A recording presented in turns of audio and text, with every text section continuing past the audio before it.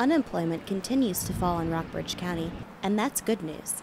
But now, another twist in the area's labor market threatens to reduce the impact of those gains: underemployment. Many residents are taking jobs that barely pay the bills. A lot of your jobs here are minimum wage, and people can't raise a family on minimum wage and keep their head above water with the rising cost of fuel and groceries and everything else.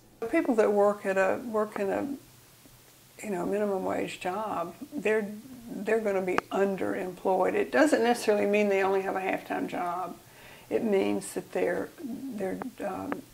amount of money they make is not very great. And with an economy largely based on minimum wage jobs in the service industry, the Rockbridge area is seeing the effects of this problem. So many workers are taking a second or third job. Sandra Snyder, a dining service employee at Washington and Lee University, is one of those people. The second job just started this year because I really needed another job. Snyder wakes up at 5:30 a.m. and heads to the Washington and Lee marketplace. She makes breakfast, cleans up, then immediately starts lunch.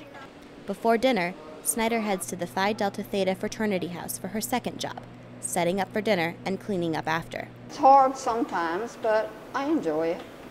She finishes her day around 7:30 at night. And that's my day. We're finished. After losing his position as the Fine Arts Admissions Coordinator at Southern Virginia University in March 2009, Peter Del Vecchio had to scramble to keep his family afloat. He now works 4 jobs. I do have a pension from my years of teaching in New Jersey, which gives me the foundational money, but not enough to survive on. So I'm still in, why am I doing, teaching at SVU, teaching at WNL, running the center within, doing real, people look at me and say, what are you doing? What are you, crazy? But unlike unemployment, underemployment is hard to measure. The U.S. Bureau of Labor Statistics doesn't measure underemployment because there are too many ways to define it.